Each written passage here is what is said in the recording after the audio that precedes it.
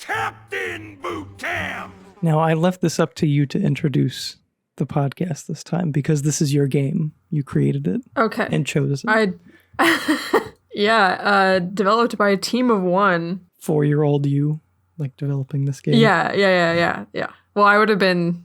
6. Well, 6 when it released. So that means I was 4 and 5 when it was under development, probably. Anyway, welcome to Analog Schtick, an ambitious podcast where we sort of somewhat try to review most of the PS2 library. I am your co-host, Morgan, here with the Lizard King himself, Clayton. I think that ambitious is a good... Well, I think initially our concept for the show was to, like, finish it and, like, actually, like, break things up into groups in a way that we could talk about every game released for the system. Yeah. But I like this a lot more because it just goes on as long as it needs to at this point because we can just talk about things one at a time. Right. It's much less committal, which is great. Yes. We are here at Analog Schtick. We don't do commitments, I guess. Yeah, commitments. The podcast would have ended if we would have had to commit to it, you know? Yes. Yeah. It's the non-committal nature of this once a month podcast is the only reason it's still going. Yeah, it's what keeps it alive. So, did you say we're talking about Scalar today? No. You know what? I don't know. Yeah. So, the game that we played this month is a little, what would you call that? Like it's a third-person platformer? Third-person platformer, yeah. Well, I mean, like 3D platformer. Yeah, 3D platformer. Better. I was thinking like third person. I was like, well, there's not a ton of platformers that are anything other than third person. Not saying that, that's there's not Mirror's a thing, Edge, and that's right.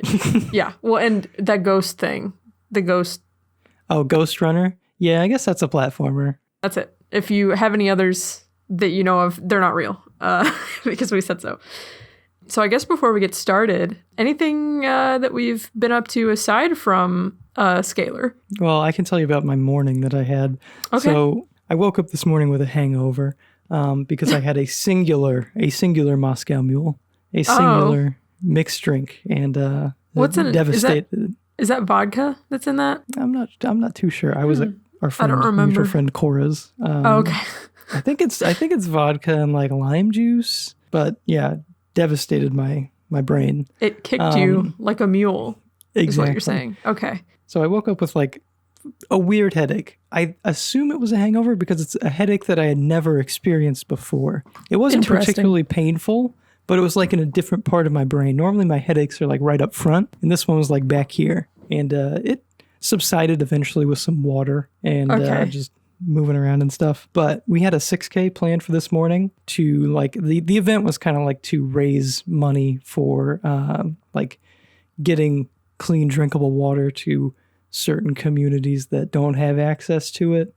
And that's kind of the reason for the weird distance because it's the average amount that people have to walk in these countries to get water. So that was the idea behind it. Where we're at, it was scheduled to rain at like all day. Yesterday, the forecast was just all day rain and thunderstorms.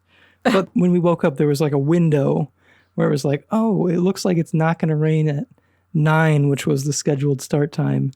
And, rain a little bit after that, but we'll probably be done by then. And it wasn't like a perfect loop, the 6K. It was more like walk to a sign that says turn around and then turn around on like these biking trails. Yeah. But we made it like all the way out there. And basically right as we hit the 3 kilometer mark, it started sprinkling and it got progressively worse and worse. And I was with my wife, Claire, and our friend, Elizabeth, who, shout out to Elizabeth. I know you're watching this.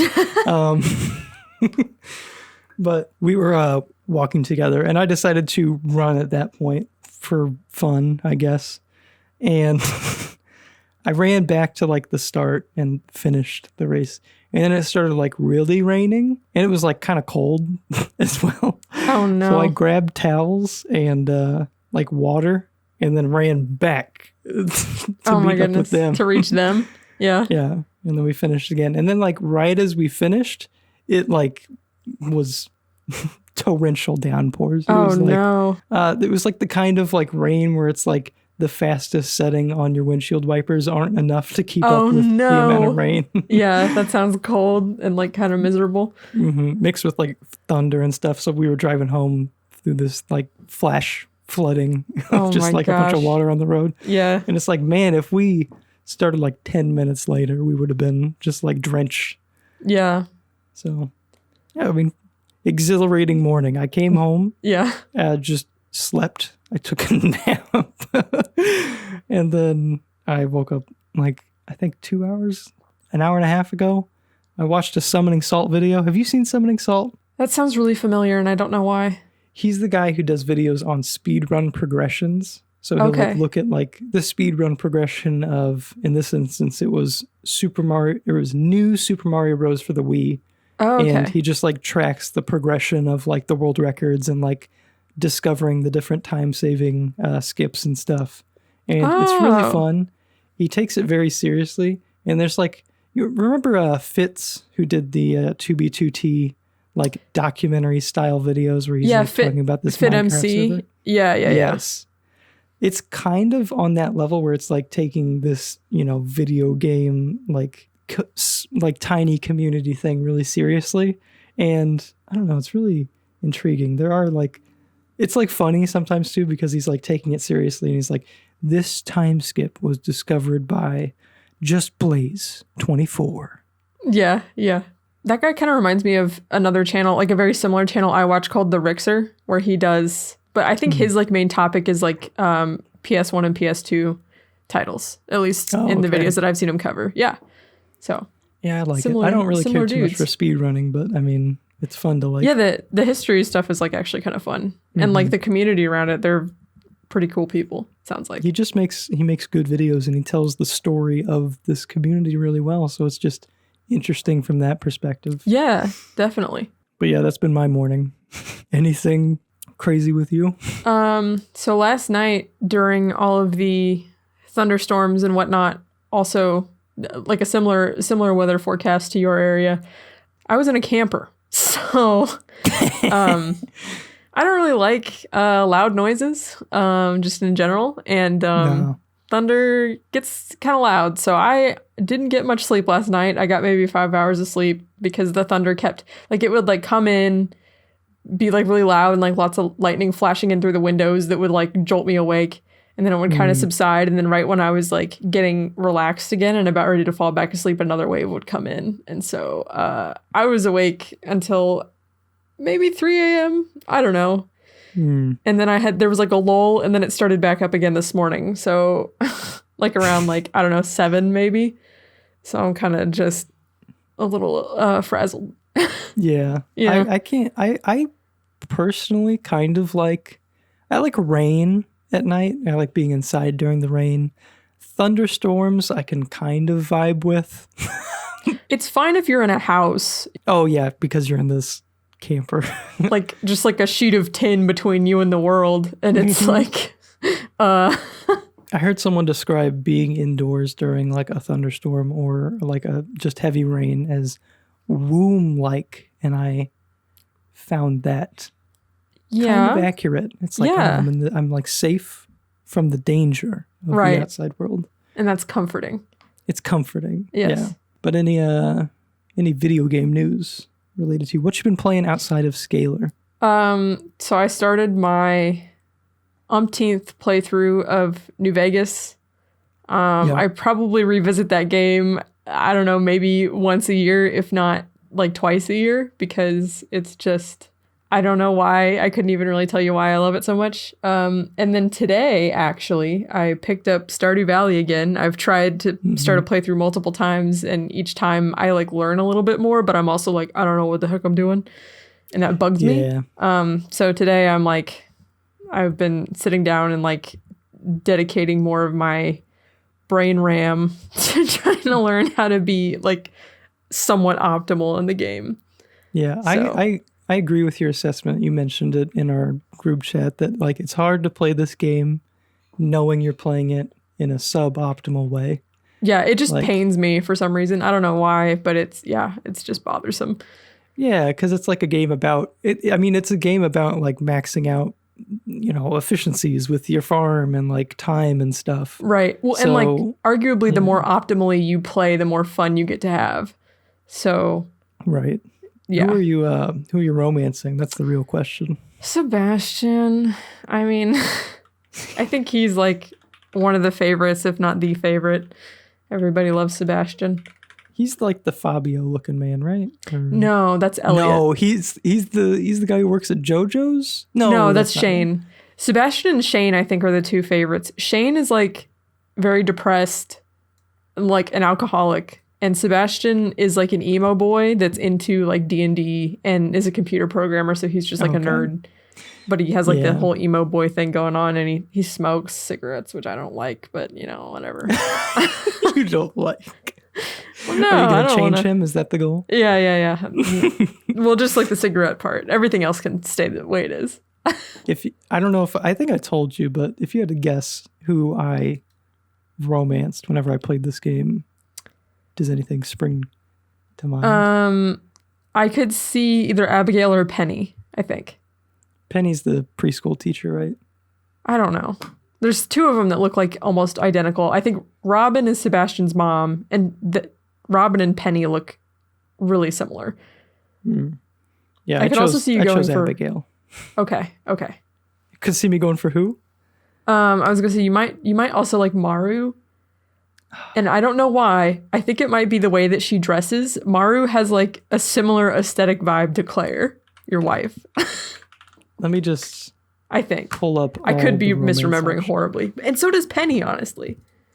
Well, Claire works in a school, so that's kind of on brand. Yeah. Is Maru the orange-haired girl? No, Maru's hair is kind of like purpley. It's Maru, so if you look up Maru, Stardew Valley. Wait, no, maybe she does have orange hair. I think I did, like, not knowing what I was doing, I think I raised her, like, the heart meter thing with her a couple times. So I was playing with her, basically. Oh, you were leading her on. I was leading her on. That's nice. I feel like if I was playing as like a female character, although I think you can just romance whoever. Yeah, you can. Everyone is I would bi. go with Shane. Big fan of Shane. Yeah. My only complaint about Shane is that if you like marry him or whatever and he moves in, his room is like a literal trash pit. Like he just has like piles of trash. And he also has all this dialogue that's like disgustingly obsessive about pizza. And that bugs me. Where he's like, if you have like kids with him, he's like, yeah, I fed the kids Pizza Pop cereal this morning. And it's like, you did what? Pop cereal. Yeah. And then like he'll like compliment you, I think, in one of his like flirty dialogue options. He's like, you smell like pizza. And it's like, I don't want to be told that. I don't want to. Shane? So you're saying you researched the romance options before you chose one? Yeah, I did. I was looking for my perfect eligible bachelor. A man of good standing. With wealth. No, I don't know. Yeah. Mm-hmm. I want to tell you about the games that I've been messing with. Oh, right. Yeah. I've been plugging away at Persona 5. Great game. You would love it. Yes. 100-hour commitment. Right. That's why I haven't touched it yet. I've been playing this game since February. I'm like 40 hours in, and I just know for certain that I am not even close to halfway through. I'm playing it like really casually. I'm essentially treating it like a series, like an anime series with multiple seasons, and the game is kind of structured that way.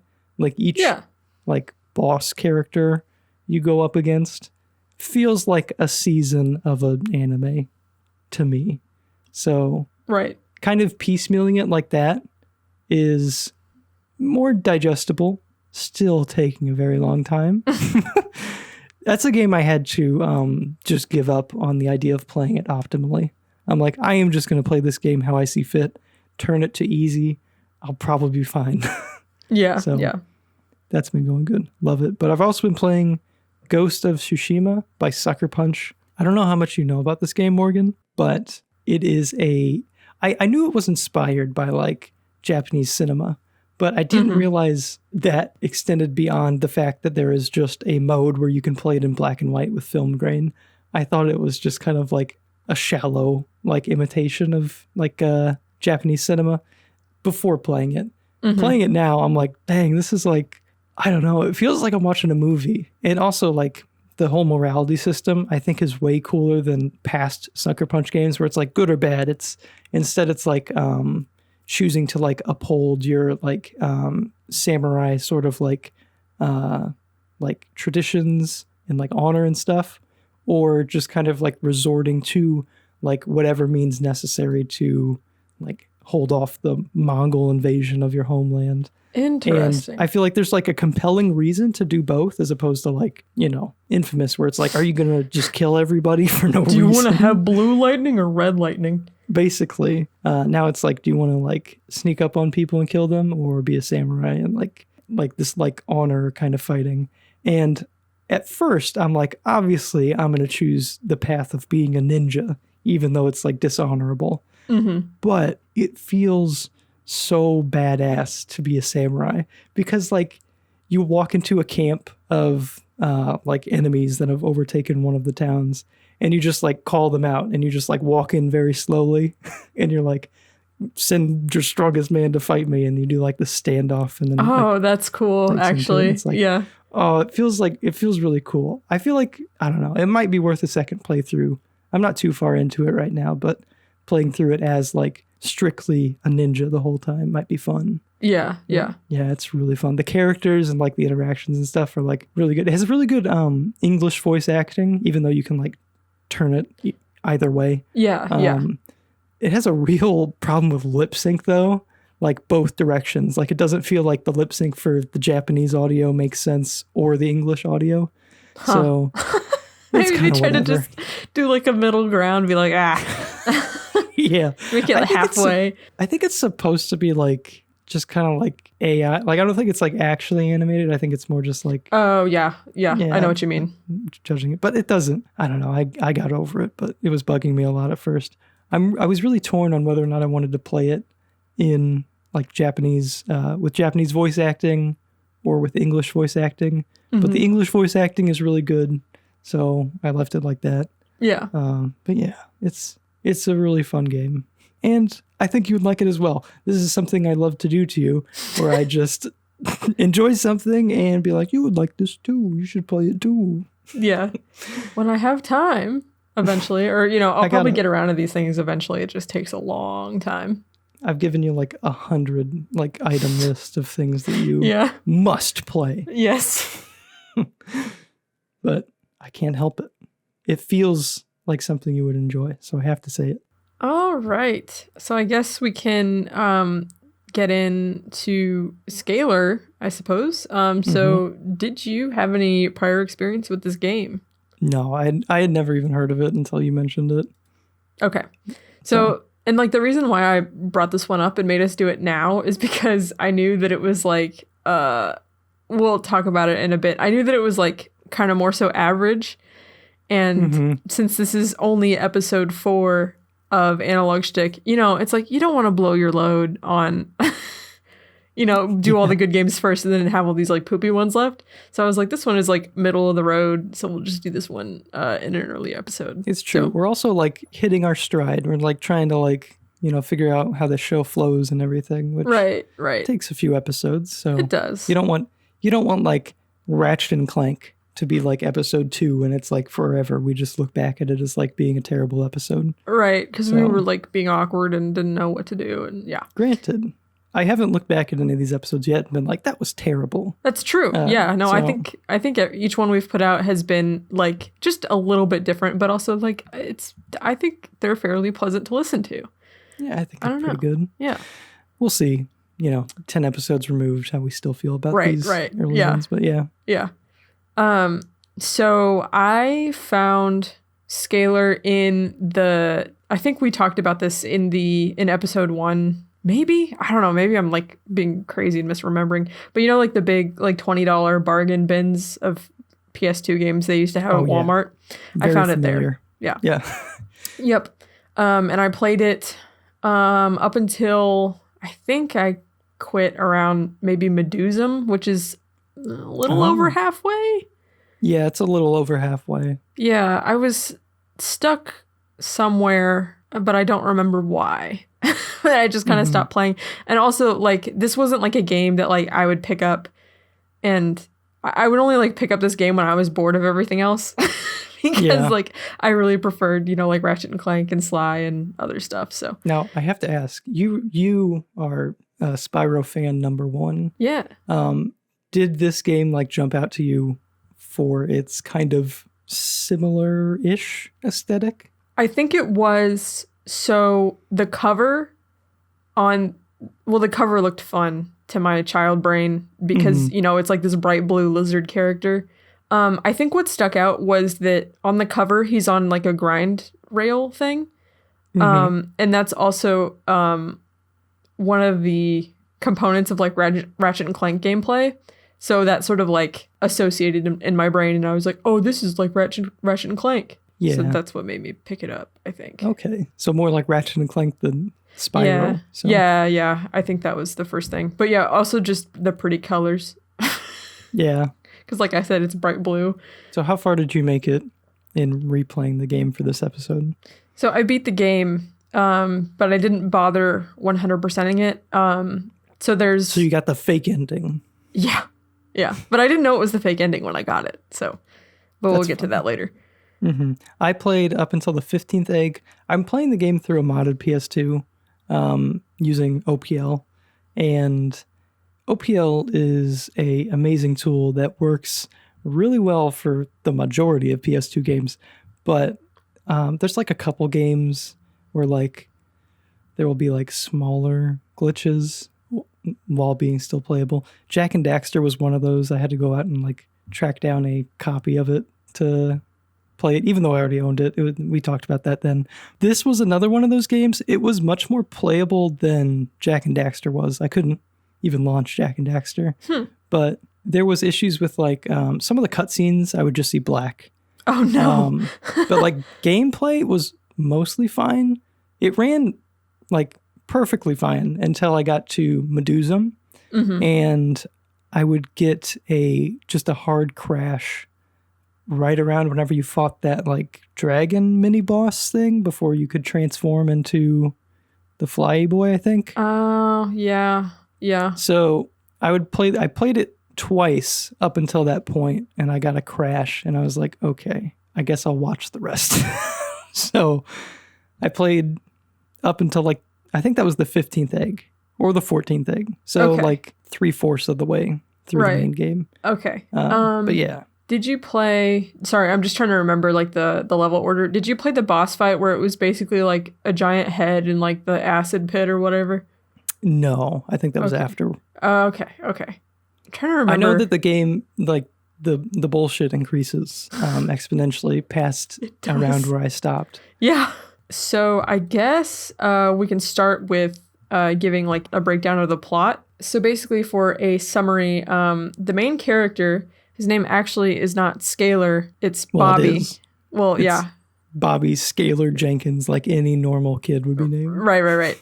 And he is a lizard rights activist who gets trapped and tortured by, I guess, lizard beings from an alternate dimension.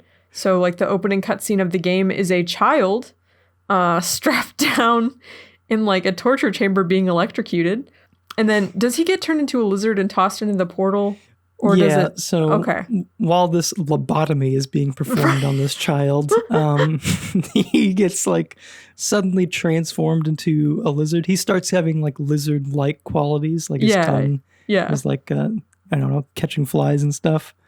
And then he turns into a full-on lizard, except his hair. His hair stays the same. And then also a portal opens to another dimension. Right. There's a lot going on, I think. Yeah. And like don't the bad guys or whatever, don't they have like a human form and a lizard form too? I think so. That's something I wanted to mention is that there is like a seemingly deep lore and backstory behind like what is going on in this world. They don't explain it though, like at all. I know. It's like it feels like I'm jumped into like episode 2. Like I needed episode 1 to like set up the world, and I don't know what's going on. And there was no episode 1. Yeah. Well, because like I was so confused at first, like for the longest time, because they show like the lizard version and also the human version of these villains, and I'm like, okay, so are these villains from the human world or the lizard world? Because like and I don't know if it even really says. And so I was like, oh, who are these people? Why did they capture a child? And like, I don't know. It was because he must be some real disruptive figure in like the rebellion against, I don't know, lizard oppression. Are they for lizard oppression? Like what is? So they want to use lizard eggs, I think from our dimension, quote unquote, our dimension, to take to the lizard dimension to like, I guess, mutate or whatever and make lizard super soldiers and then come back to our dimension and conquer the world. I'm pretty sure. I guess that makes sense. Why are they so focused on our dimension? What does our dimension I don't have know, because worth conquering? that's I mean, like in the Avengers, why do the aliens want Earth so bad? Well, I think that's true. Like, wasn't there a reason for that? Wasn't the goal to just like go to every planet that had? I don't know. But it didn't matter because it stopped at Earth because apparently Earth is the best piece of grass in the universe or something. Yeah, don't mess around with Earth. No, don't mess with Earth. Anyway, so he gets sucked through this portal and he meets a lizard named Leon who has like the ultimate dad bod for some reason. It's like all upper body. Yes. 0 legs. He's like Dorito shaped, absolutely killer. He has the jawline of a milk jug. Oh man, his freaking mouth was like really. He had a dumb face. Yes, absolutely. Very, very dad qualities. And on top of that, he suspiciously shares the same first name with Bobby's absent father. I think I have the quote here. Okay. Leon, that was my father's name. He left us when I was young. Anyway, back to what we're... Yeah. Yes, so that's handled incredibly gracefully. Very subtle. I was really shocked when I found out that Leon was Bobby's father. Right, yeah. So from there, they travel around to different areas of the lizard dimension in order to rescue the eggs so that they can take them back to the normal world. Another complaint I had was that, okay, so it's like, oh, we have to save the eggs because they're going to turn them into lizard soldiers, but you don't get to ever see an example of a lizard soldier that would be a threat to Earth. Like everything is contained to this lizard dimension. As we mentioned, the father-son crap between Bobby and Leon is incredibly awkward. There's a point, I think like towards the halfway point in the story, where Leon just like randomly remembers that he was married to Bobby's mom. Yeah. And I don't even know what prompted that. Like, I don't know. He was just like staring out at the horizon and he was like, I remember my wife. and then Bobby's like, he has like his absent father in front of him and he's like, ew, don't try to get all mushy with me. I don't know you. And it's like, that's your dad, you boob. Yeah. So it was just awkward. I find it, I'm not trying to read into this freaking father-son thing any more than, I don't know how much effort it seems to put into it, but it was so heavy-handed and like the characters' like reactions to everything made very little sense. Yeah. I loved seeing in the true ending, we get to see, I assume Leon as a real person. Yes. And that was fun. Yes. He looks the exact same. So except he's like bald, right? I can't. I thought he had hair. I don't remember though. So basically what happened, to entirely spoil the ending because the plot, don't even worry about it. Anyway, because it's just that bad. Don't worry about it. It's fine. So when you beat the game, you beat the boss, right? Okay. You have this little device that's going to open a portal to take you and all the eggs. Well, you as in your Bobby, and then Leon and all the eggs back to the Earth dimension or whatever. Leon, clumsy shithead, I think drops something. I think Bobby drops something and Leon's like, he does like the cartoonish like skid to a hole. Yeah. Turn back, grab it. Right. And then I guess he can't run to the portal in time. I don't know. Yeah, the portal shuts. And then, so then Bobby gets back with all the eggs and you watch the portal close and Bobby's like, no, Dad. And it's like, oh no, he finally cares about Leon, I guess, now that he's like just lost him. And then he stares at where the portal was and gets all like sad looking. And then it just hard cuts to black and the credits roll. And that was the ending I got. And I was like. And then it gives you, well, after that, it gives you a little like text pop up that's like, you unlocked the cheesy ending that Hollywood would have given you. And it's like, first of all, what? I mean, like, this is the real ending to this, where Leon is just like, oh, you're in a different dimension where Leon is there as your dad. Yeah. And it's like everything is fine. It's like, how is that better? How do you have the audacity to call one of these ending more cheesy than the other? It's like, what is going on? And how do you have the audacity to call it Hollywood when I don't know. Your whole entire story is just cheese? Like, Bobby is a character. He makes all these snarky comments and jokes, and like, and not in like a normal like teenager way either. Like, he's just like this weird, I don't know, caricature of a really annoying like cartoon character, I guess. Had a lot of the attitude that I think many of the mascot platformers from this era had, which was definitely being an annoying little child, right? Very immature. Yeah. And I did think it was cute how it reminded me of Jak and Daxter, how like every time you collected an egg, though, a lot of them had like a special unique animation for it. Yeah, where there was like fun. Some sort of like, that I actually liked. Like, that was fine. But the whole, like, I guess this kind of makes me understand the whole Jak as a silent protagonist thing, because like, if your protagonist is going to be this annoying, maybe I kind of get it. I don't know. Yeah. So yeah, that was the plot. That was the plot. That was the motivation for moving us from egg to egg. Right. Also, I didn't play this game with the intention of 100%ing it. What were the other collectibles that like you could get? There were like those, I don't know what they were called, like cores or something. Yeah, I think that was the only. So there's just the eggs, and then the I don't remember what they were called, but they're like the glowing orb things. Yeah, they were like hidden. Yeah, it was just those two things, I'm pretty sure. The way that some of them were hidden was kind of interesting, but yeah, I don't know. Some of them felt like too obtuse to like, okay, well, I need a guide to find this, but right. Yeah. Yeah, but like a lot of them were also just like gimmies where it's just like along the path and you can just like see it. Yeah. Onto the mechanics and actual gameplay now that we're done tearing the writing that they clearly put so much love and effort into to shreds. What was your favorite transformation? So for the transfer, like one of the main like gameplay gimmicks of Scalar is transforming into different lizards? Question mark. Are these all lizards? Some of them really push the bounds on what is and isn't lizard. Yeah, they did. We have, I'm going to attempt to say their like actual names.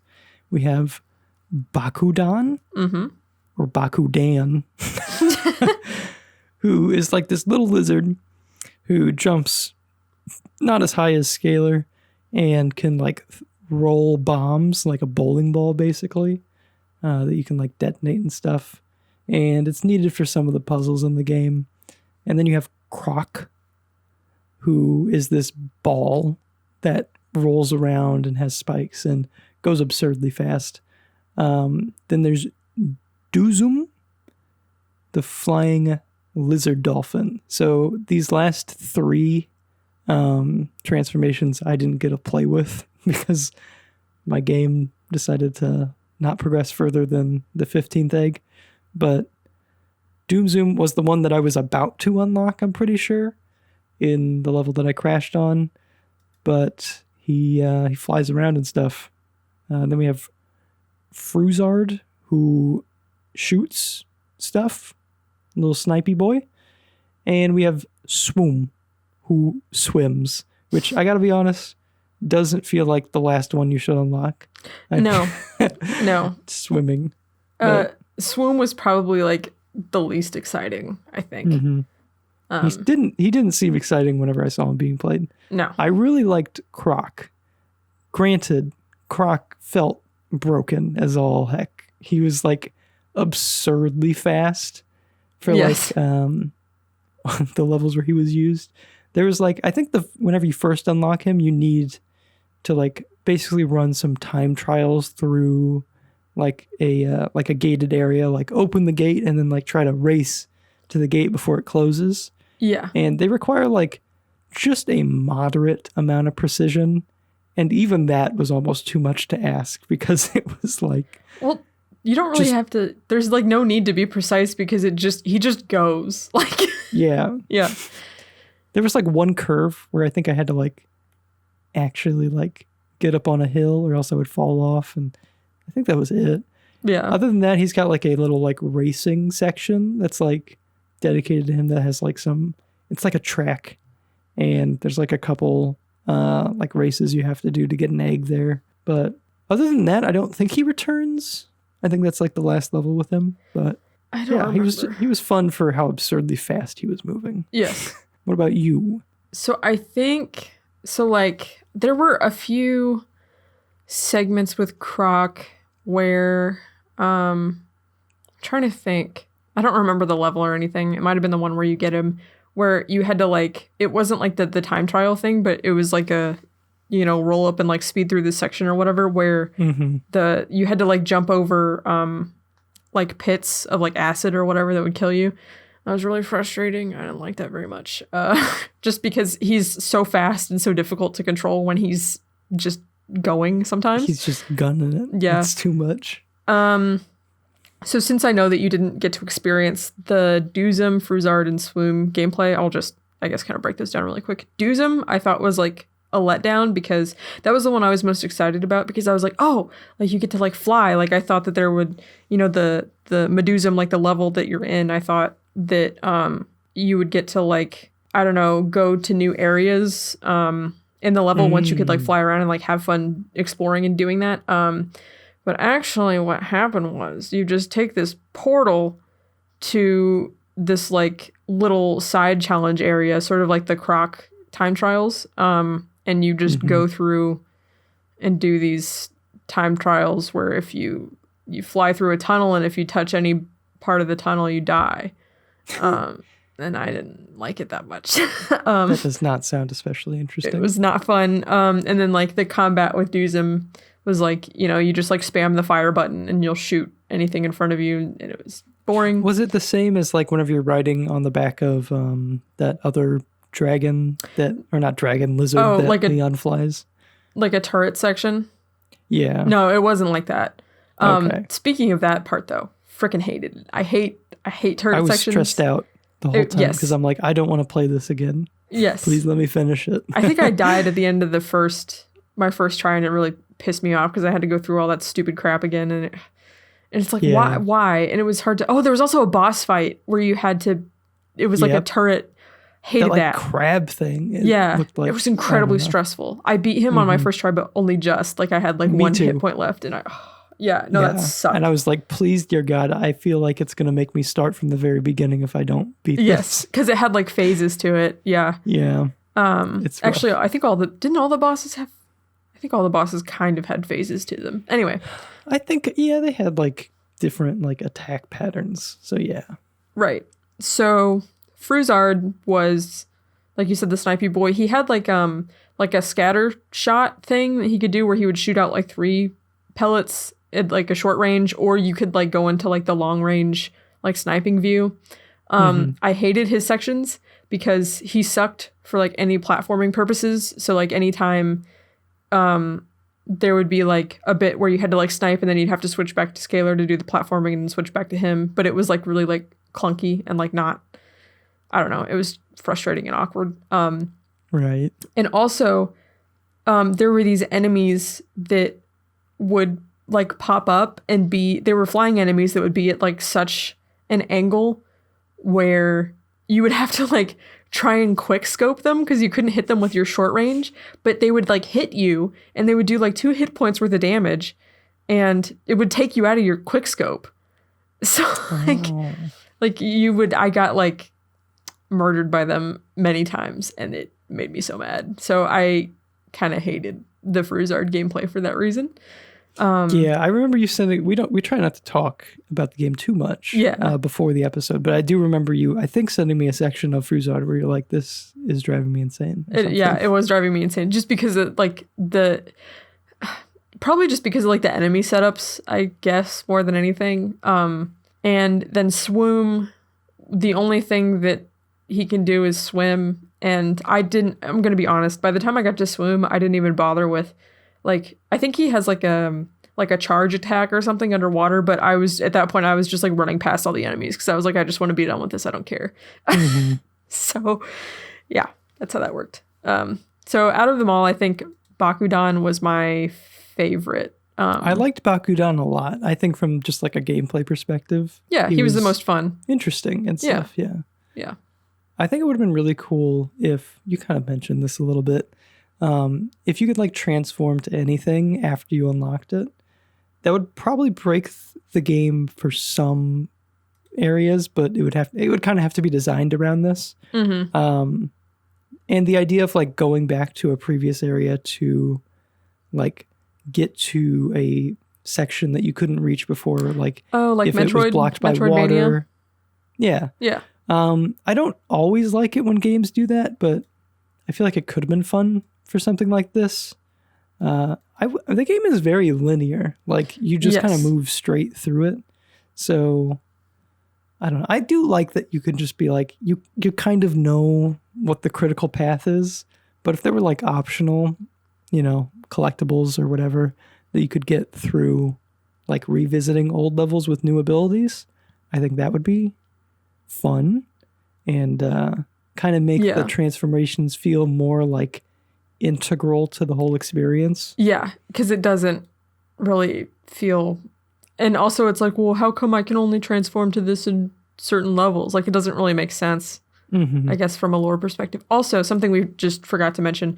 so part of the, I guess, progression is to unlock a transformation. You have to kill a certain number of that lizard type before you can transform into it. How did you feel about that? Any opinions? I don't know. It felt like a little strange. I don't know. I don't know if there's like a better way to unlock the transformation ability that makes more sense in like a narrative sense or in a gameplay sense. I don't know. I didn't hate it. I didn't really think about it too much, to be honest. Yeah, I don't think I did either. Other than it seems like a little contradictory to be like, oh, like I'm so passionate about lizards and lizard rights, and then you just come in and like cause multiple species to go potentially extinct. Yeah, I didn't consider that, but that's definitely a bit of a little like moral conflict there.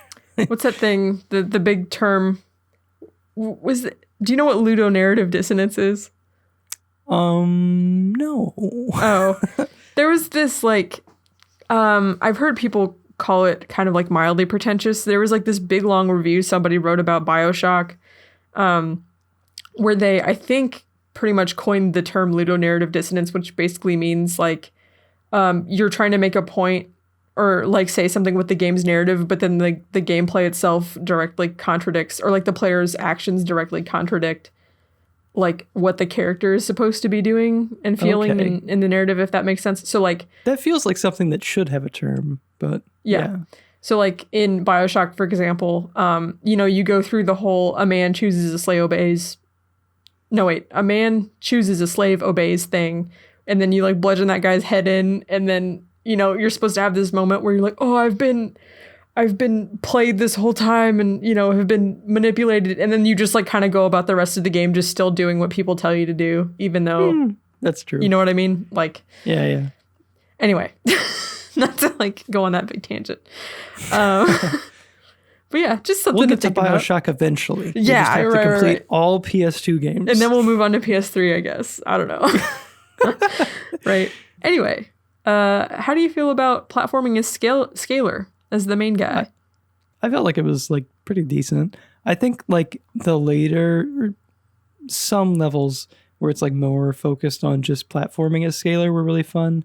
The level that I got stuck on, Medusum, I think was what it was called, was pretty much exclusively like platforming on moving platforms and stuff like that, navigating hazards, which was fun. I think that was like the most enjoyable section to me from the whole game because I had to play it twice and really think about it. But yeah, I mean, I feel like the game leans more towards combat as a challenge rather than platforming, at least in the, first 3/4 of the game that I played, which I don't know. The combat, I don't think we have to talk about the combat immediately, but it wasn't as appealing to me as the platforming. What about you? Yes, I am in the same boat. So the platforming is sort of like, I think you can kind of break it down into, there's like the actual like jumping on platforms. There's also these segments where you're like crawling on, what would you call that? When you're like crawling on the walls. Oh yeah, I forgot about those. There's like these like giant, kind of lame, but yeah. Yeah, like the giant like vine things. I don't know. They were okay. And kind then of just spam circle the whole time, just like licking everything. That's what I did. Yeah. And then there were the grind rail sections. I liked the grind rails. I felt like that fit with the game's identity. Yes. In like a nice way. They didn't like build on it very much though. It was kind of just like they introduced those like leaf things that you had to like duck under. Yeah. You could switch rails and then you had bombs to jump over. And that was kind of it. There were a few, I don't remember how late in the game they were, but there were some like later grind rails that were actually kind of hard. Yeah. I think my biggest like issue with like the grind rails mechanically is the fact that like the speed that you're moving varies it varies enough that you kind of lose track of how long or how far your jump is going to carry you. Yes. Because your jump is just tied to how fast you're going. So there were like sections where I like didn't clear the jump even though I kind of thought I would because I was going slower than I was like a second ago.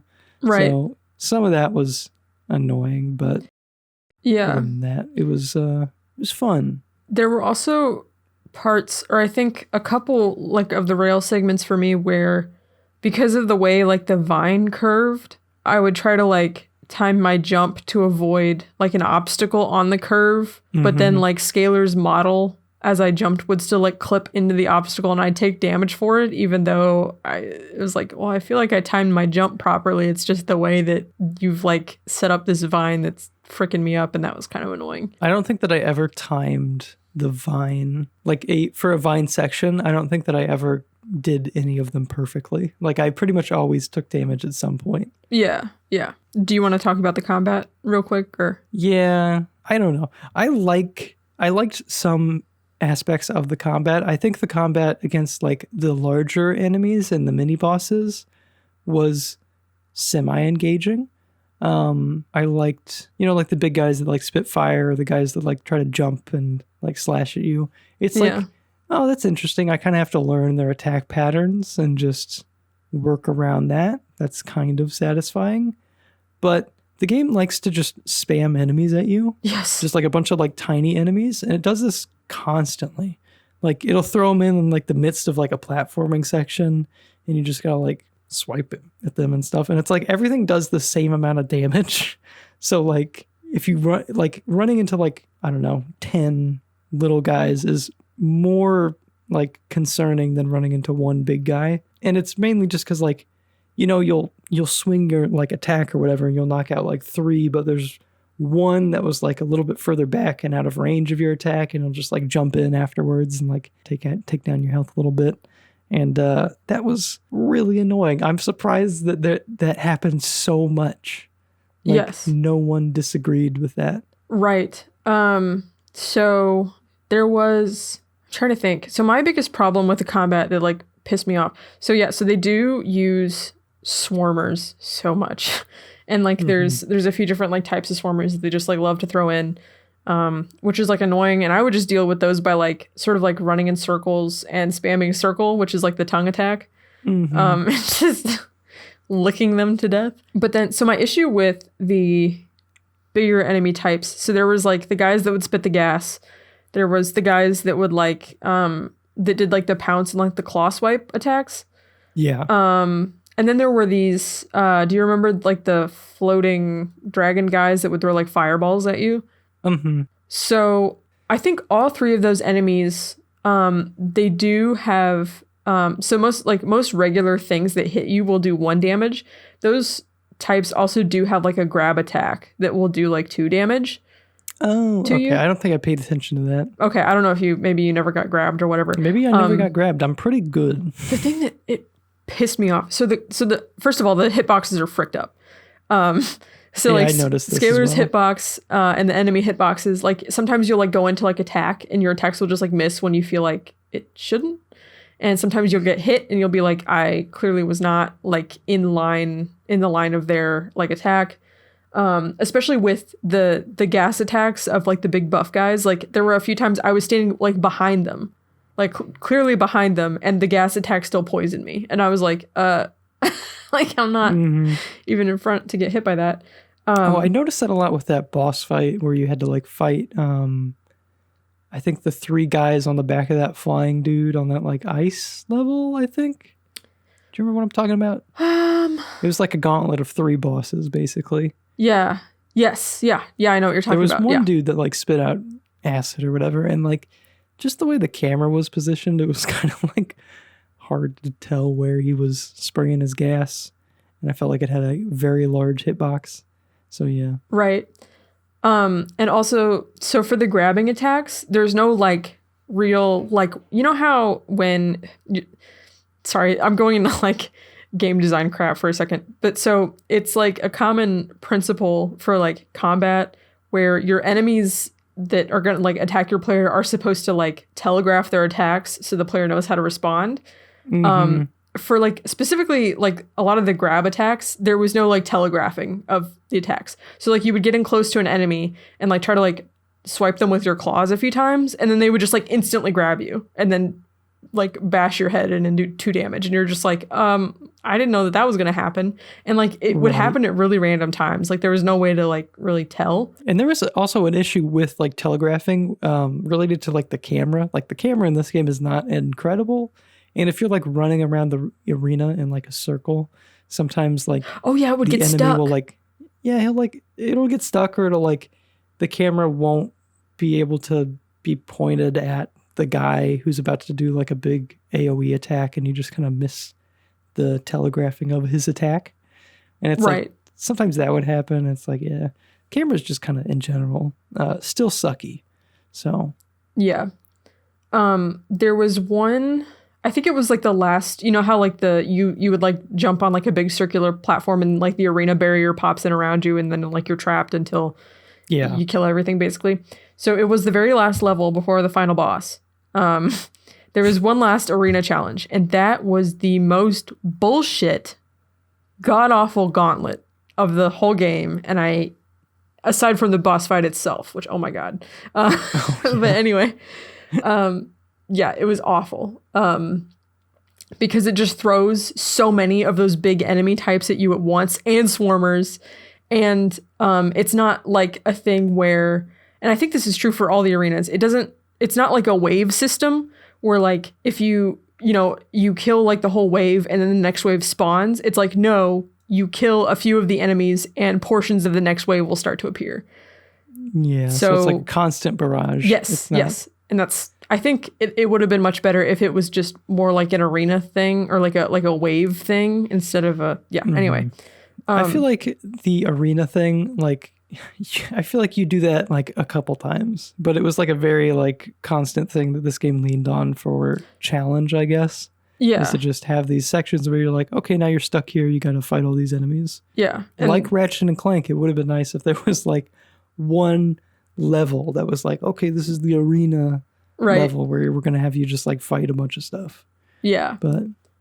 But on the very last arena fight, there was like a point where I had 4 of those fire shooting dudes, and like one of the like the big mini bosses, where they punch the ground and there's like the whole AoE thing. Yeah. Where you have to like jump over it. And I I had to save state my way through it because it was so garbage. Oh yeah. And it was the worst. It was so frustrating. Anyway, I wonder if we will reach a game that is so frustrating that I will have to set up the PS2 emulator to save state use through some it. save states. Yeah. Yeah.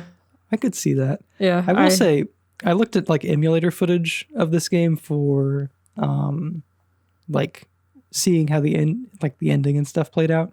I'm playing everything that I can on an actual PS2 just to kind of get that authentic experience of everything looking like crap.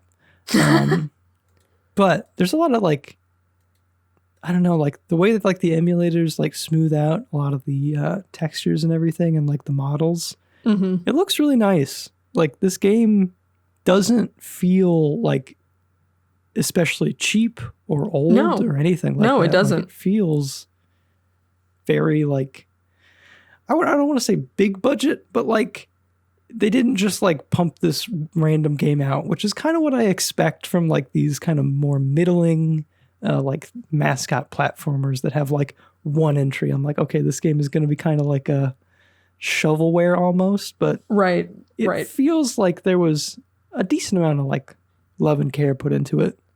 Yeah, and it's clear they put like a lot of time into like the art direction and like the looks of things, and like it was the environments were something something to look at. So the game is like set in this like reptilian dimension. Everything is reptilian. I think everything that like all enemies are like some form of lizards or just reptiles in general. I guess that would make more sense, but it's like all like, it's like heavy uses of like foliage and like a lot of bloom. Like it's all so very colorful. Yeah. It's like, it's not like just like green. It's like a bunch of different like, you know, bright saturated colors.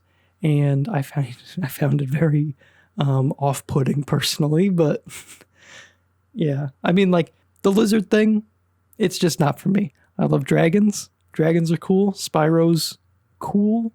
Spyro's worlds are cool, but this lizard thing was not doing it for me.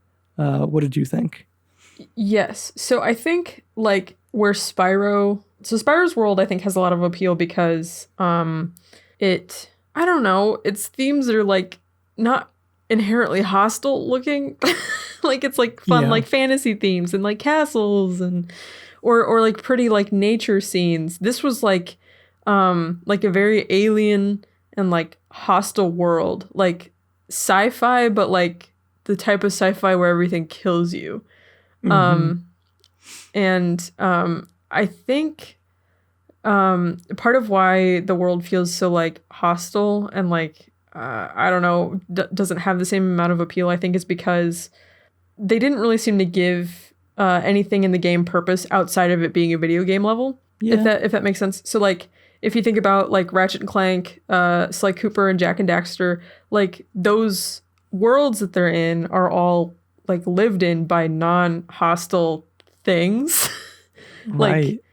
Like in Ratchet and Clank, you're in like a like functioning galactic society. In Sly Cooper, you know, like you're you know, everyone is like hostile to you, but you're in like it's like an like you're intentionally in like enemy operations, so it's like it's more fitting.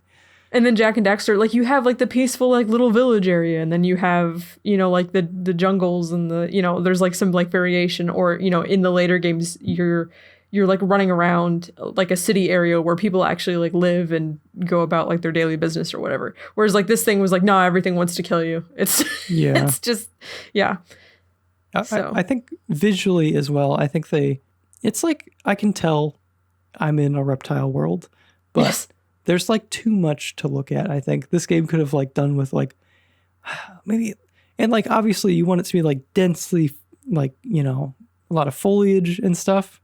But I think you can do that in a way that doesn't feel as overwhelming to the eyes. Yes. Maybe with like a smaller color palette per world or something like that. I think that like, oh yeah, the color palettes were all over the place between levels. Yeah, it's just like a lot going on at any moment. But I think that is like a weak point for this game aesthetically, but yeah, I don't know if that's just me hating lizards or like a lot of this is just like me not really vibing with like the enemies. I don't know. I would just like whoever made this felt like they were like way too obsessed with lizards, and I couldn't get behind that. I couldn't get that out of my head the whole time. Well, also like I think back to like the color palette thing, a lot of the levels, like the way that they're split up, I mean like in like the overworld map, you can like fly around and like follow these like little trails that like connect between the levels. But honestly, a lot of the like some of the levels don't feel like they would even exist in the same dimension, but apparently they do, if that makes sense. Like if you look at like if you look at like Medusum, for example, Medusum feels like it's like there's no ground. I don't know. You're just like floating in the sky it's or like something. This void area. Right. It's like, and it's like, how does that make sense? If, like the rest of the levels have like water planes. Like where the heck are we? I don't know. Whereas like in something like Ratchet and Clank, for example, has a lot of like very varied environments, but you have the excuse of like, oh yeah, we're just on a different planet. So anyway, small-ish nitpicks, but yeah, it almost would have made sense if you're like, we're hopping between different dimensions or something like that, rather than staying in one dimension. Which honestly, maybe they are, and I didn't like pick up on that. Like that would almost make way more sense. But yeah. Yeah, I have no idea. I've seen in your notes you said that Scalar or something about him feels kind of like off-putting. Yeah, so I think that like his design is like, it's like almost there. And I'm not like, I don't know, very talented at like character design or like able to like point out what makes one character look better than the other. But like as just a consumer, I felt like his design was like something about it was like kind of weird to me. I think it's some of the box art and stuff. He looks better. Oh, you think he looks better in the box art? Interesting. Let me check this out. Okay, because I'm going to send you an image. I was going to ask what you were looking at when you, or like some of the stuff like that, like a still of him just like in action, which I assume is like not from the game. It's like a 3D rendering or something. Yeah, it is. Actually, the box art does look a little weird. Yeah, I was going to say I prefer him. I think maybe in game over the box art. I think the GameCube cover looks a little bit better. The GameCube cover, I don't know what that looks like. His nose is just like the one that you sent is from like the back of the GameCube one, but it is. I think his nose in like the PS2. Well, I guess there's a couple variations of the box art, but his nose on like the box art where he's like grinding on the rail. Yeah, his nose is way too big. His nose is like weirdly big, and his eyes are maybe too small. Like, yes, he kind of looks like he's not a child. Almost. I think that's throwing me off. He's too beady-eyed in the. Yeah, I think that's it. Yeah, something about the eyes is upsetting me. Also, his like cheeks with his smile, kind of like a little too big too. It feels like, and like he's looking just a bit too aggressively directly into my eyeballs. Yeah, I think in game he looks like okay. Yeah, and I'm looking at the GameCube cover, and I actually like that. See, the GameCube cover has like a lot more appeal to it. Mm-hmm. I think. Anyway, yeah. Because you get to see like some of the transformations and stuff. It's like, yeah. Right. I think in game he looks mostly all right. It's not like as like iconic of design as some of the other like mascot platformers, like Sly and Ratchet and stuff. I don't know like what makes those better than this to me. Maybe it's like there's too much going on with him in some aspect. Like he's got like, I don't know, like a striped tail, and like I think the hair is, I don't know, fun, but I don't know. It's like, I don't know. Morgan, what do you think? You're smarter than me when it comes to this. So I think the hair spikes might make his silhouette. So first of all, so the hair spikes on the PS2 box art don't look good because you can't tell that they flow like hair. Like they just look like a big clump of horns on the back of his head. But like in game, it actually like his like spikes or whatever kind of like wibble around like hair. Because like as a human, he has like crazy hair like that. I think the hair also makes his silhouette on the PS2 cover isn't very good. And I think his like hair spikes also like complicate his silhouette a little bit in game. You know, if you can picture like Ratchet's silhouette or like Sly's silhouette in game, do you know what I mean? Yes. Mm-hmm. Yeah, I just think that they have, you know, maybe like clearer shapes to them. I can see that. That makes sense. I don't know. That might be it. Or that might be part of it. I mean, like certain images, it's like, oh, this feels like, you know, a lovable character from like the PS2 era, but I don't know. I feel like it's just like not all the way there, and can't elaborate much more on that. I think in game, his like pupils and irises are too beady. Like it makes him look a little bit crazed. Okay. So maybe I would like make them a little bit bigger. I will say, I feel like out of like scalar versus the transformations, it's like the transformations don't really hold a candle to his design. I would say like literally every character is much worse than Scalar's design. Yeah. Well, also like in the transformations, there's no like you can't like, aside from the color palette, you wouldn't be able to tell that that's still Scalar. You know what I mean? Like they don't adopt any of his like facial features or anything, which I think would have helped make them more appealing. Yeah, like it just feels like a palette swap rather than like like its own additions. thing. Yeah, like he doesn't maintain like the hair or something. Let's talk about the level design to kind of round out the discussion on the game. Sure. Morgan, how did you feel about like the different levels and how they kind of vary and add challenge? I think everything was pretty fine as far as like the platforming and like levels went, like as far as like a difficulty curve and whatnot. But the thing that pissed me off the most were, you know, like instead of crates, there's like these green sort of like egg-shaped things that you can I wanted to open. call them eggs, but eggs are like the collectible, so I didn't do that. So. Yeah, so it's like, what do you call them? So I'm just gonna call them crates because that's all they are. You break them open and get like the currency or whatever. The different like variations they took on the crate. So like some crates, like you start off the game playing the game, you know that like these crates are breakable. They have the currency in them or whatever. Well, then they introduce these crates, different types of crates that are completely indistinguishable from the original crates that have like spikes pop out of them when you get too close. So it like punishes you for trying to run up and like whack them. And then I think there's another thing they introduce where there's an enemy type that is disguised as a crate. It's like a mimic or whatever. So you like walk up to it and it like explodes out of the ground and then like bites you. And I hated how they did that. It's so annoying. I feel like you could have gotten away with that once, or maybe for like a level. But how it just kind of like persists through the rest of the game after that like initial appearance. It's like, why? Right. And like there's no like I don't know. It doesn't give you any time to just like kind of like chill out and like enjoy like the currency or whatever that you're getting. You know how like in Ratchet and Clank, for example, it feels good to like do an enemy segment and then to find like a room full of crates and then get to just like smash them apart. That just feels good because it's like, oh yeah, I'm getting all this currency. You know, it makes a little bit of dopamine get going in your brain.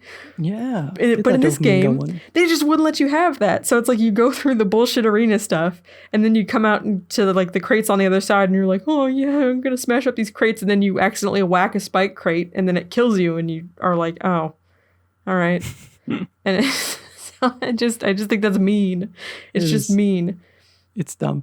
I think that they were introduced on the Atlas level, that level with like the like sand monster thing that where if you like step on the sand, it's just like this like worm creature that jumps up and grabs you.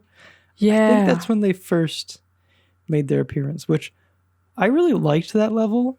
I found the sand monster to be like kind of a fun enemy, and then it's like, oh, this is terrifying. Yeah. Like as a kid, that would have been like, oh, I don't like this. This Anxiety inducing. Yeah, exactly. Well, also with with the so how you get past the sand monster is you get this invisibility upgrade, and you can turn invisible and like crawl. You have to crawl past it and like avoid its tentacles that are like searching for you in the sand or whatever. Also, part of what adds to the adrenaline is when your invisibility starts to wear off, the game lets you know by playing this really loud like heart pumping sound. So you're just like, oh, I gotta get out. There was a couple of frustrating sections on, I think, other levels. I think the sand monster persists to other levels. I can't remember which world it was, but there was weird tech with the invisibility that I didn't quite understand, because it's like the sand monster is very unforgiving. You step 1 foot on there and then you're right. dead. Yeah. It's not like there's some warning or like someone or like the tentacle like coming towards you. You have to be invisible on it or else you're dead. But as you're like in invisibility walking over it, you can jump from that, which I feel like wasn't super obvious, but is necessary, I think, for getting through some sections. So yeah, no, you're right. I remember what you're talking about. Yeah. I think that enemy is a little bullcrap, but I liked that one. Other enemies, which were also frustrating and obnoxious, I liked much less. There were some that were just like, it was like a Venus flytrap looking thing that would like pop out of the ground and like pretty much always hit you. Like, well, yeah, that was the thing that was disguised as the crate, I think. Oh, okay. Yeah. Yeah, So where it has like the green sucked. face that looks like the, yeah. That was it. Yes. Yeah. Those sucked. Because you're like running towards them to go break them and then just pop out and smack you. Right. Just like, why? I trusted these green crates. This is like the only like element on this godforsaken universe that I can trust, and now you're taking that away from me. Yeah. So I did have a note, like real quick, just back to like the arena trap thing. I think it would have been better if they had just ditched the arena trap thing and just made the enemy setups like, I don't know, just had them like there walking around in the level, so like you could see it and deal with it, and then like you kill it and it's done, sort of a thing. And not any of this dying in the arena and having to refight everything. Yeah. They were often placed, like, it felt like they were placed right before what would seem to be a safe zone or like a collectible or something. Like, I think there was one that was right in front of an egg. I might be remembering that wrong. But it always was like, oh my God, I have to deal with this now. Right, right. You're just like trapped in there. I feel like it could have been nice to just, like you said, have a bunch of enemies. And maybe you get a reward for defeating them, like one of those like secondary collectibles. I think that would be fun. Right. It was kind of a momentum killer. Yes. Like, okay, now I'm here and I gotta like make my way through all these waves of enemies. Yeah. Did you have a favorite level in this game? Let me think. While you think, I'll say that I think Atlas was my favorite. That was the one with the sand monster, but also the one where you could like switch time, I think. Like you hit like the daytime thing or the it like, made it dark and glowy. I couldn't tell if that was like going into the past or what, but it was a interesting idea. I don't know. Honestly, it just kind of all blurred together in my head.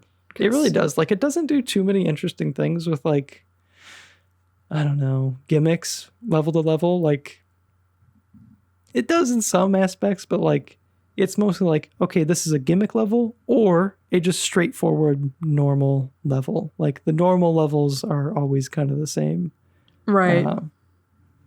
Except for like the occasional interesting idea, like the switching time between the stuff to like clear obstacles and reveal new paths, which was fun, but barely used. So, right. I mean, that's all. I think that's all I have to say about anything and everything regarding this game. Yes. Just right quick. So did you watch the final boss? Yes. So one of the things that we didn't mention about the gameplay was you have like an electric bomb attack that you can do as Scalar. Oh, that's what that was? I assumed that. So at first I was like, oh, this is an ability that I have as Scalar. But then I was like, I couldn't figure out how to use it. Oh, it was I L2, assumed I it was think. for. Oh, okay. I assumed it was for Bakudan or whatever. No. So that's interesting that you had no idea, because that is like the only way you can damage the final boss is with the bomb attack. So in the game, in like the normal game outside of the boss fight, you can charge up the bomb attack by using grind rails. And you can also buy upgrades to increase how many bombs you can have charged up at a time. And then like for like normal enemies, the bomb attack, it does a lot of damage. And also if it doesn't kill anything, it'll like stun whatever enemies are left.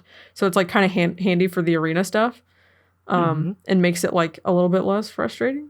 But so for the final boss, the upgrades to increase the amount of bombs you can have charged up are totally optional. So you could go into the final boss and only have one bomb charge available to you, which would suck so much. Yeah, I'm watching this boss right now, and that seems like it would be annoying. Yeah. Yes. So basically what you have to do is there's these like 4 little tiles on the ground that light up, and only at specific times when the boss is like attacking. So you have to try and like stand on a tile and also avoid the boss's attacks to get enough like electric charge to then go and use the bombs to like reach him and damage him. So his attacks get more like difficult and like they last longer over time. So that is like hard. And then I don't remember if there was a phase. I think maybe there's only 2 phases. Where like after you think that you've killed him, he then hops down into the arena and starts chasing you. And he stops using his like attacks that he was previously using, so you can't like the tiles don't like light up anymore for you to charge. Instead, you have to try to lure him over and make him attack and like slam on the ground just perfectly right to where it'll charge up the tile for a few seconds for you to stand on it and then continue to try not to get your head bashed in. And yeah, that's stupid. God awful. Because it's god awful. It's like you're leading him to the spot to attack like these charge pads. Yes. But then you also have to stand on the charge pad. Right. Well, So he's you're, still like- trying to hit you. Yeah, so you're getting like very little charge from this because he's attacking so quickly. Right. And he does not stop chasing you. Like it's like a constant running after you thing. Like you don't get any breaks. So you're just like running around screaming your head off and like trying not to die, basically. Yeah. It would and almost then- make more sense to like have him attack the charge pad and that would hurt him. Like Yes, that would, yeah, honestly, that would make way more sense. But, and then after that, I don't remember if there's another phase. Are you like watching a video? Can you like scrub through and see? I think that's the last phase where you just fight him. Right. So yeah, so you go through that and then, you know, get the whole final scene where it's like, oh, you lost your dad. Huh, sorry. Hard cut to black. Credits roll. And that's why when I texted you and I was like, what? That's why I was losing my mind, because I was like, I did all of that for that? Just to become an orphan again? Right, exactly. Yeah.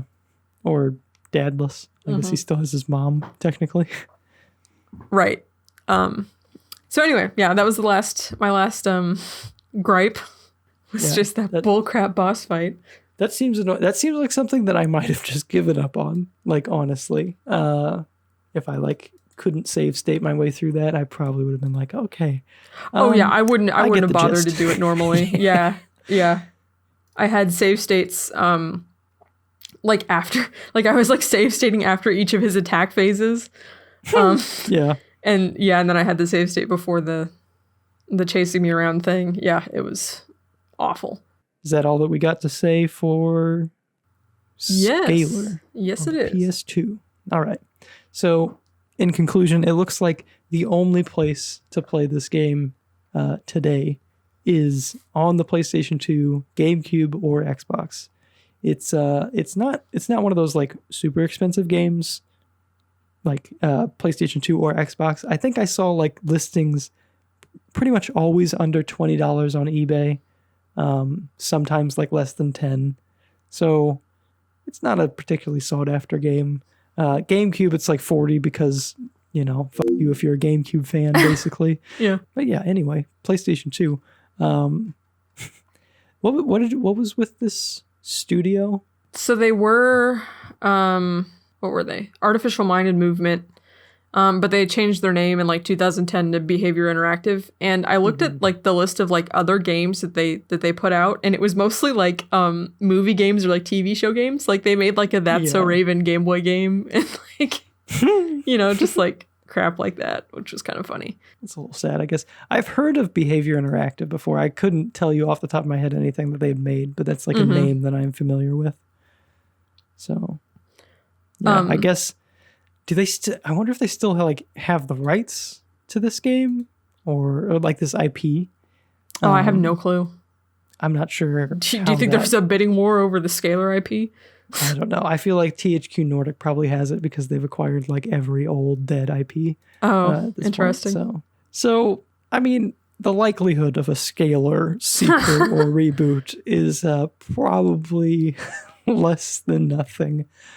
But having played it, and if we were chosen to give feedback, like on different ways they could improve the Scalar formula for a new game, what would be like the main things you would like to see different in a sequel / reboot?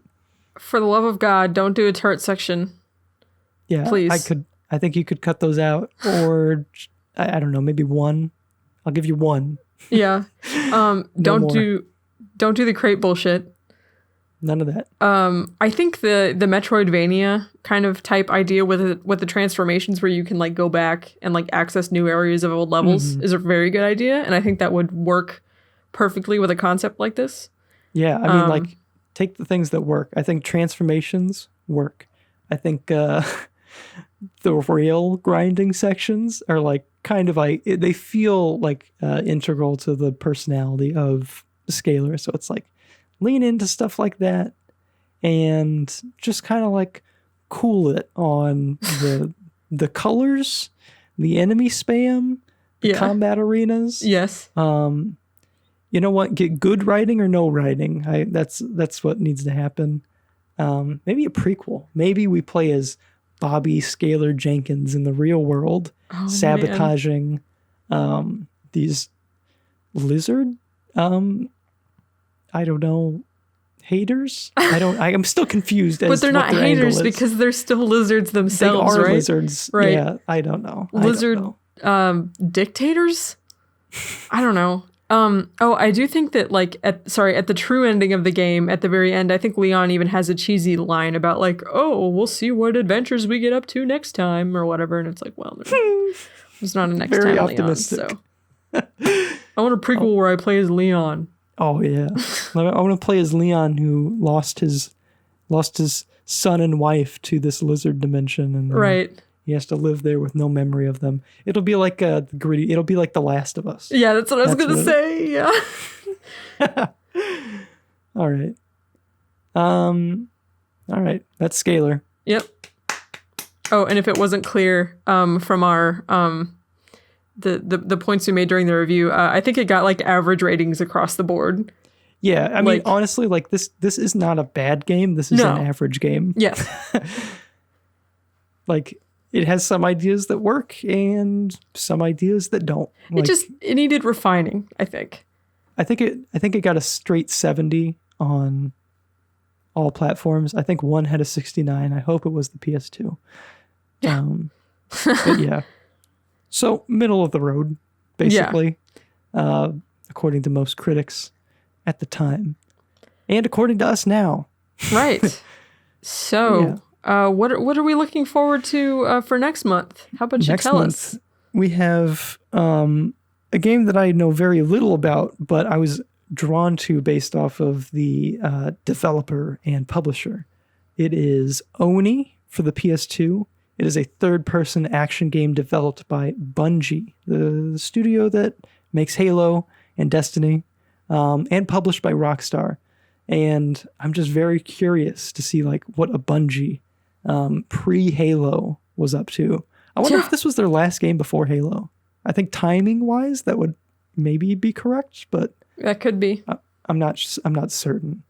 It's it's like an anime-inspired game set in a cyberpunk world. I think you're playing as like a cop or something And it takes inspirations from anime like Ghost in the Shell and Akira. So could be, I mean, based off of everything I just said, I'm like, this game sounds amazing. Yeah. I don't hear many people talk about it. I'm worried it may not be, but maybe it'll be a hidden gem. Find out next month. Right. Yeah. Yeah. So you got anything else to add before we end the show? No. All right. I mean, this has been the 4th episode of Analog Schtick. You can find us on Apple Podcasts, Spotify, Google, and a video version of our podcast published to our Joystick YouTube channel. You can find me on pixel.wave, my YouTube channel, where I occasionally make videos yearly at this rate. Yeah. And you can find Morgan in digging the middle through of, the trash. Yeah, in your backyard. Digging through the trash, looking for tossed copies of Scalar. Yes. Yeah, this has been Analog Schtick. Goodbye. Goodbye.